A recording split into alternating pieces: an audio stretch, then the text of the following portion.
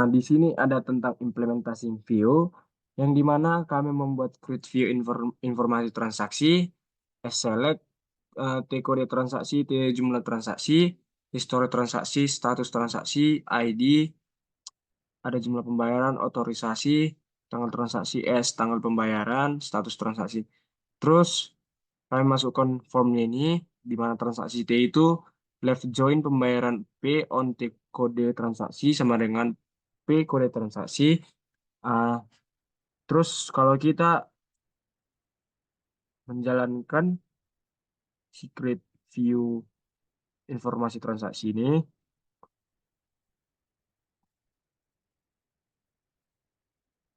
kita akan mengeksekut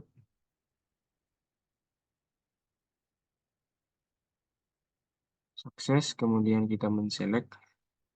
Nah, maka dia akan mengeluarkan kode transaksi, jumlah transaksi di mana ini akan berakhir hingga sampai bukti transaksi.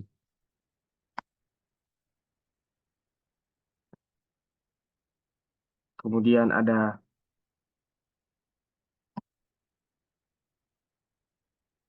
select. Kemudian di sini kami membuat create view informasi top up bank. Kami buat as select top up kode top up, kemudian top up history, top up jumlah, top up status, dan ada top up bank, kode bank, top up bank, nama bank. Di mana form top up kami masukkan inner join top up bank on top up kode sama dengan top up bank kode top up. Di mana top up kode ini masukkan datanya BCA 2023-001. Di sini ketika kita mengeksekut hasilnya, maka dia akan mengeluarkan BCA 2023-001 dengan historia tanggal 26 Oktober. Ah, jumlah top up-nya sebesar 1 juta dan dia status top up-nya dibuat gagal. Kode banknya keluar seperti ini, BCA 001, nama banknya BCA. Kemudian di sini kami masukkan create view bukti transaksi top up. Create view bukti top up bank, di mana select bukti top up ID user, bukti top up kode top up, bukti top up bank dan jumlah top up bank dan history, top up bank dan status top up bank, kode bank, top up bank dan nama bank. Di mana from bukti top up itu kami masukkan join, di mana join top up bank ke dalam bukti top up, kode top up sama dengan top up bank, kode top up, dan masukkan data BCA seperti yang tadi dengan MyBank 2003-005. Terus kita men-select, maka dia akan mengeluarkan hasil seperti ini. Ini ada MyBank berhasil melakukan bukti top up-nya itu berhasil melakukan top up saldo BCA sebesar sekian, kemudian historinya tanggal 30 dan nama banknya adalah MyBank.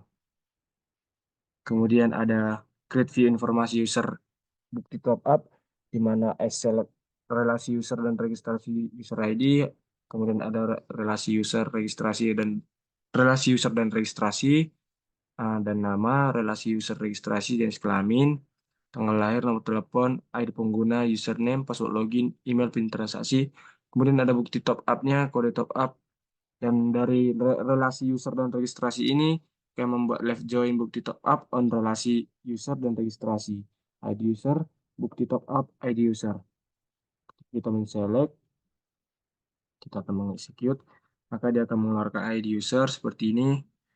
Dia akan mengeluarkan nama Budi Sari Samsul Rahel Cika, tanggal tanggal lahirnya, nomor teleponnya, ID pengguna, dan bukti top up-nya ini ada yang gagal, ada yang berhasil melakukan top up-nya. Kemudian ada create view informasi user dan bukti transaksi, di mana relasi user dan registrasi ada ID user, nama, jenis kelamin, tanggal lahir, nomor telepon, ID pengguna, username, password login, email, PIN transaksi, ada bukti transaksi, dan kode transaksi.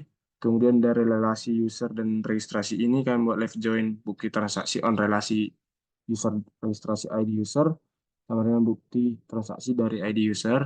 Kemudian kita execute select from-nya, maka dia akan mengeluarkan hasil seperti ini. Dalam kode transaksi dia akan kosong dan pada si Sari, si Rahel juga pada kode transaksi dia akan kosong. Di mana di sini kita akan melanjutkan bagaimana cara untuk meng-create atau menampilkan atau mengeksekutkan atau ialah menampilkan dari outputan yang diminta di bagian functionnya. Itu yang pertama caranya ya, itu kita create dulu. Kita select bagian create sampai di ID pengguna. Nah, baru kita eksekutkan. Nah, setelah berhasil, kita select from, baru kita eksekutkan lagi. Maka hasilnya seperti ini. Di bagian US001, maka tampilannya ada username Budi123, baru password login Budi230, nomor telepon, dan emailnya juga. Baru, udah selanjutnya itu kita bagian create function di kategori status top up. Nah, seperti ini. Oke, bagian end.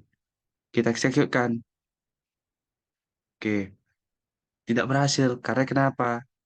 Ada beberapa query yang harus di drop dulu untuk menjalankan bagian function selanjutnya. Jadi kita drop, execute-kan. Nah, berhasil kan? Kita tes lagi. Kita tes, kita execute-kan. Nah, berhasil kan? Baru udah setelah itu kita select lah bagian ini untuk menampilkan data dari di bagian ini, yaitu antara berhasil dan gagal. Kita jalankan execute. Nah, tampillah sukses dan gagal sesuai dengan apa yang diminta, data yang diminta. Jadi selanjutnya itu yaitu store prosedur, di mana di sini akan menampilkan show relasi store prosedur, seolah menjadi instruksi yang sudah disiapkan dalam database untuk menunjukkan informasi tentang pengguna, terutama yang memiliki jenis kelamin perempuan. Uh, ketika jadi di sini terdiri dari create prosedur show relasi, yaitu parameternya itu jenis kelamin dengan tipe datanya itu varchar. Kemudian untuk menampilkannya kita membuat select from relasi user dan registrasi, di mana untuk menampilkan uh, data tersebut, di mana data tersebut yaitu jenis kelamin wanita. Kemudian untuk menampilkan uh, datanya itu kita mengexecute exec show relasi jenis kelamin. Jadi dia akan menampilkan result seperti berikut, yaitu ID user, nama, jenis kelamin, tanggal lahir, nomor telepon, ID pengguna, user, password login, email, dan PIN transaksi. Dan kemudian ada juga create prosedur relasi dengan transaksi, di mana parameternya itu yaitu jenis kelamin, kita tetap mengambilnya jenis kelamin wanita, dan untuk menunjukkan hasilnya itu kita mengeksekut relasi transaksi, status transaksi, dan kemudian resultnya itu terdiri dari kode transaksi, jumlah transaksi, histori transaksi, dan status transaksi. Jadi, refleksi tugas besar ini menurut kelompok kami dimulai dari yang pertama adalah pembagian tugas. Sebelumnya kami telah mendiskusikan tentang tugas yang akan kami kerjakan di setiap minggunya, dan kemudian membagikan tugas masing-masing dengan upaya mempermudah pengerjaan tugas besar ini. Kemudian dalam proyek kami yang melibatkan pengerjaan SQL, kami menemui sejumlah pengalaman dan tantangan yang baru yang memerlukan refleksi mendalam. Sebelum memulai, kami memiliki pemahaman konsep dasar SQL yang kami dapat dari kelas. Namun, seiring berjalannya proyek, kami menyadari pentingnya memahami dengan lebih mendalam konsep indeks dan optimasi query untuk meningkatkan kinerja. Kami juga menghadapi beberapa kesulitan teknis, terutama terkait penanganan database, dan kami belajar untuk menggunakan indeks dengan lebih efisien, serta memahami cara mengoptimalkan query guna mengatasi kendala performa. Kemudian dalam pengimplementasian query, kami merancang dan mengimplementasikan query dengan cukup lancar pada awalnya. Namun juga kami menemui sejumlah kesulitan, termasuk dalam kesalahan sintaksis yang kadang sulit untuk dideteksi. Sehingga kami perlu mengulas kembali apa yang salah dengan menonton video, kemudian juga diskusi kelompok maupun diskusi dengan teaching assistant untuk meminimalkan kesalahan tersebut. Dan selama pengerjaan tugas besar ini, kolaborasi dengan tim berjalan dengan efektif. Namun kami menyadari perlunya dokumentasi query yang baik untuk memudahkan pemahaman anggota tim yang lain. Oleh karenanya, semua tugas dan query-query yang sudah kami selesaikan sebelumnya kami bagi juga di dalam WhatsApp group, sehingga yang lain dapat mengaksesnya dan mempelajari query tersebut. Dan kami juga memahami bahwa komunikasi yang baik dapat menghindari kebingungan dan meningkatkan efisiensi tim. Dan yang terakhir itu dari segi pembelajaran pribadi. Kami mengakui bahwa proyek ini memberikan wawasan yang berharga, khususnya terkait pengoptimalan query dan manajemen database. Kami merencanakan untuk terus meningkatkan keterampilan kami dalam memahami struktur database yang lebih kompleks dan menjelajahi fitur-fitur baru yang ditawarkan oleh sistem manajemen database. Melalui refleksi ini, kami memiliki tekad untuk terus berkembang dan menghadapi tantangan-tantangan yang baru di masa yang akan datang.